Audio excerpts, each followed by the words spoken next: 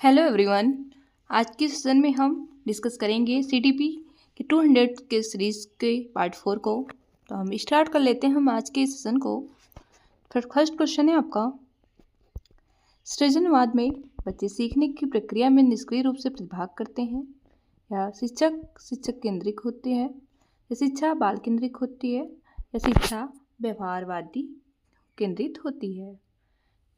तो right answer क्या हो जाएगा आपका? ऑप्शन सी, सृजनवाद में शिक्षा बाल केंद्रित होती है। देखेंगे, बच्चों में अच्छे चरित्र के निर्माण के लिए पाठ्यपुस्तकों में चरित्र निर्माण संबंधी पाठ होने चाहिए या चरित्र निर्माण के लिए व्याख्यान दिए जाने चाहिए या कक्षा कक्ष गतिविधि इस प्रकार से हो कि बच्चों से चरित्र निर्माण में सहायता मिल सके या महापुरुषों की जीवनी बच्चों को पढ़ाई नहीं जानी चाहिए। तो राइट आंसर क्या हो जाएगा आपका? ऑप्शन सी, कक्षा कक्ष की गतिविधि इस प्रकार से हो कि बच्चों के चरित्र निर्माण में सहायता मिल सके तथा कि शिक्षा का गुण आदर्शात्मक हो, जिससे कि गतिविधियाँ चरित्र निर्माण में सहायक हो सकती हैं। लेकिन देखते हैं हम, निम्नलिखित में से कौन सी परिस्थिति में बच्चे का संवेगात्मक एवं सामाजिक विकास अच्छे से होगा? जब बच्चे को महत्वपूर्ण माना जाए तथा उसकी भावनाओं को सम्मान किया जाए, या जब बच्चे को अधिक से अधिक पढ़ने को कहा जाए, जब बच्चे को कक्षा में अच्छे अंक आए, या अब बच्चे को उसके बौद्धिक स्तर के अनुसार पढ़ाया जाए। राइट आंसर क्या हो जाएगा आपका? ऑप्शन ए, बच्चे के संवेगात्मक एवं सामाजिक विकास तब बेहतर होगा जब बच्चे को महत्वपूर्ण माना जाए, उसकी भावनाओं का सम्मान किया जाए तथा उन्हें अपने विचार प्रस्तुत करने का उपयुक्त अवसर दिया जाए। देखते हैं, निम्नलिखित से कौन सी परिस्थिति सृजनात्मक को बढ़ाने में सहायक होगी? सीखने हेतु सीमित अवसर हो, बच्चे को उत्तर याद करने के लिए कहा जाए या किसी समस्या का समाधान बता दिया जाए, जब बच्चों को स्वयं करके सीखने की अधिक से अधिक अवसर दिया जाए। राइट आंसर क्या होगा आपका? ऑप्शन डी, बच्चों में सृजनात्मक को प्रोत्साहित करने के लिए यह आवश्यक होगा कि उन्हें उसके लिए उन्मुक्त वातावरण, उचित सामग्री, पर्याप्त अवसर प्रदान किए जाए। नेक्स्ट देखते हैं हम, गतिविधि आधारित शिक्षण पर बल देता है सभी विद्यार्थियों की सक्रिय भागीदारी पर निश्चित अवधि में गतिविधि पूरा करने यानी खेलने अनुशासित कक्षा में। राइट आंसर क्या होगा? गतिविधि आधारित जो है शिक्षण है सभी विद्यार्थियों को सक्रिय भागीदारी पर बल देता है। इस प्रकार शिक्षण में प्रयोजन विधि, पर्यटन विधि, समस्या विधि को भी शामिल किया जाता है। राइट आंसर क्या हो जाएगा आपका? ऑप्शन ए, सभी विद्यार्थियों की सक्रिय भागीदारी। देखेंगे हम, यदि आप बच्चों को सिखाना चाहते हो तो बच्चों से सीखिए, यह इशारा करता है कि अध्यापक केंद्रित शिक्षा की ओर या बाल केंद्रित शिक्षा की ओर या मूल्यांकन केंद्रित शिक्षा की ओर, परीक्षा केंद्रित। राइट आंसर क्या होगा आपका? ऑप्शन बी, बाल केंद्रित शिक्षा की ओर। देखेंगे हम, उच्च प्राथमिक स्तर पर शैक्षिक एवं कैरियर निर्देशन की आवश्यकता है या शैक्षिक कैरियर व्यक्तित्व निर्देशन की आवश्यकता है या केवल कैरियर निर्देशन की आवश्यकता है या केवल शैक्षिक निर्देशन की आवश्यकता है? राइट आंसर क्या होगा? ऑप्शन बी, शैक्षिक कैरियर व्यक्तित्व निर्देशन की आवश्यकता है। नेक्स्ट देखेंगे, बच्चों में नैतिक मूल्यों को विकसित करने का सर्वाधिक उचित तरीका है प्रातःकालीन सभा में बच्चों को नैतिक उपदेश देना, विद्यार्थियों के सामने एक परिस्थिति रखना, उस पर निर्णय लेने के लिए कहना, या शिक्षकों एवं बड़ों द्वारा नैतिक मूल्यों को प्रदर्शित करना, या विद्यार्थियों को नैतिकता अनैतिकता के बीच अंतर सिखाना। राइट आंसर क्या होगा आपका? ऑप्शन सी, बच्चे समानता अनुकरण द्वारा बेहतर से सीखते हैं, इसलिए बच्चों में नैतिक मूल्यों को विकास करने का सर्वाधिक उचित तरीका है शिक्षकों और बड़ों द्वारा नैतिक मूल्यों को प्रदर्शित करना।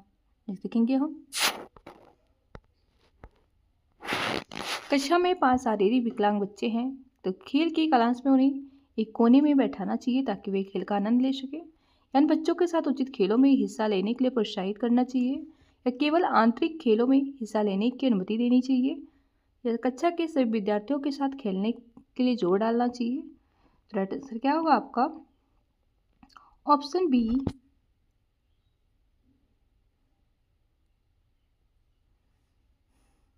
कि अन्य बच्चों के साथ उचित खेलों में हिस्सा लेने के लिए हम प्रोत्साहित उन्हें करना चाहिए। देखेंगे हम जीन पियाजे के अनुसार अनुकूलन द्वारा होता है आत्मसातकरण व्यवस्थापन अनुभव या आत्मसातकरण व्यवस्थापन। तो आंसर क्या होगा आपका ऑप्शन डी।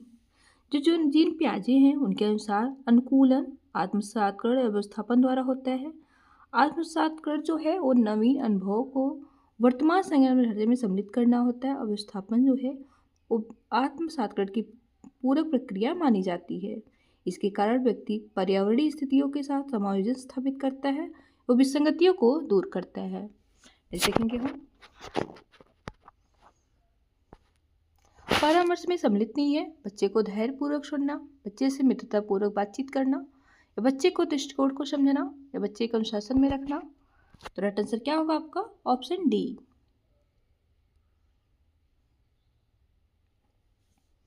परामर्श प्रदान करने से परामर्श प्रदाता को इन बात का ध्यान देना चाहिए बच्चों को धैर्यपूर्वक बनाना, बच्चे से मित्रतापूर्वक बातचीत करना, बच्चे से दृष्टिकोण को समझाना या बच्चे पे अपने विचार विमर्श कार्य योजना सुझाव ना थोपना। ये देखेंगे हम राज्य स्तर पर कक्षा 1 से कक्षा 8 तक की पाठचर्या का निर्माण करती है SCRT, NCT, NCRT या CMAT। तो राइट आंसर क्या होगा आपका ऑप्शन ई NCRT SCRT। देखेंगे मध्याह्न भोजन के दौरान उच्च जाति के विद्यार्थी निम्न जाति के विद्यार्थियों के साथ एक पंक्ति में भोजन करने से इनकार करते हैं तो आप क्या करेंगे?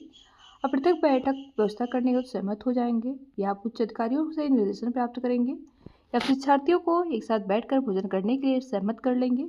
आप विद्यालय में मध्याह्न भोजन पकाना बंद कर देंगे। तो राइट आंसर क्या होगा आपका ऑप्शन सी।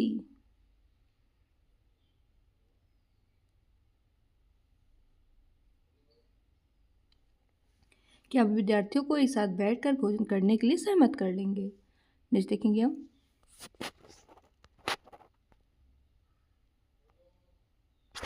विज्ञान में मोनिका की संप्राप्ति अच्छी है किंतु गणित में खराब है। इसका प्रमुख कारण हो सकता है बालिकाएं प्रायः गणित में कमजोर होती हैं, मोनिका के माता पिता शिक्षित हैं, या गणित शिक्षण प्रभावी नहीं है, या गणित कठिन है। राइट आंसर क्या होगा आपका ऑप्शन सी।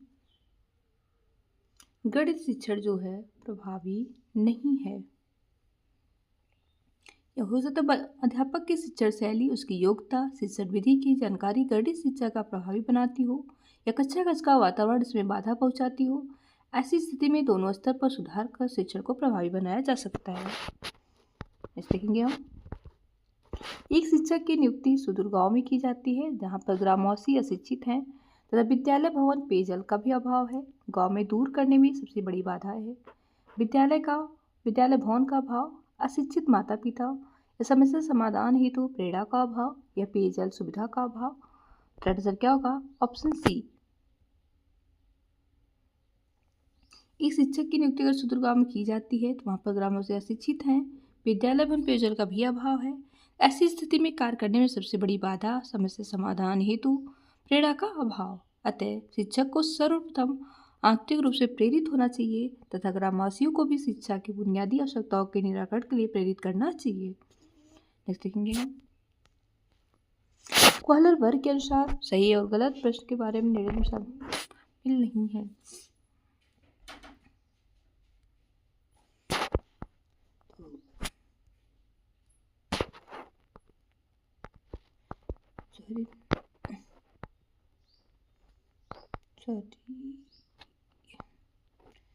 देखेंगे कॉलर वर्ग के अनुसार सही और गलत प्रश्न के बारे में निर्णय लेने में शामिल चिंतन प्रक्रिया को कहा जाता है नैतिक दुविधा, सहयोग की नैतिकता, नैतिक तर्कड़ा, नैतिक यथार्थवाद।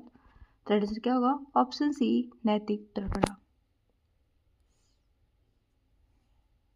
कॉलर वर्ग को सही और गलत प्रश्न के बारे में नैतिक तर्कड़ा कहा जाता है। तो नेक्स्ट देखेंगे हम सतत एवं व्यापक मूल्यांकन के अंतर्गत वाक्यांश व्यापक मूल्यांकन इंगित करता है समस्त पाठ्यक्रम का मूल्यांकन या सभी विषयों का मूल्यांकन या संज्ञानात्मक क्षेत्र, भावनात्मक या मनोव्यात्मक क्षेत्र या संज्ञानात्मक क्षेत्र के मूल्यांकन। तो राइट आंसर क्या होगा आपका ऑप्शन सी।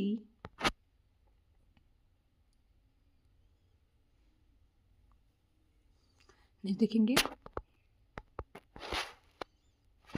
विद्यार्थी द्वारा गणित की कक्षा में सीखी गई अवधारणा का उपयोग भूगोल की कक्षा में किया जाता है।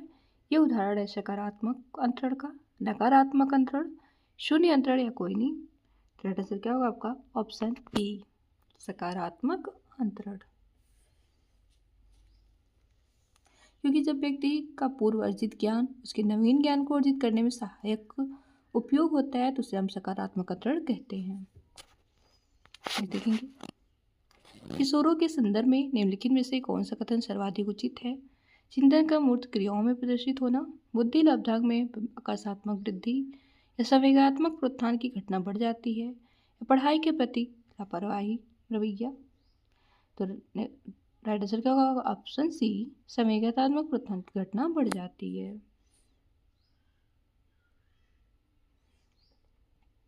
देखेंगे, व्यक्तित्व विकास में एक महत्वपूर्ण भूमिका का निर्वाह करता है अनुवांशिकता वातावरण का मिश्रण, परीक्षाओं की संख्या, अनुवांशिकता वातावरण। राइट आंसर क्या होगा आपका?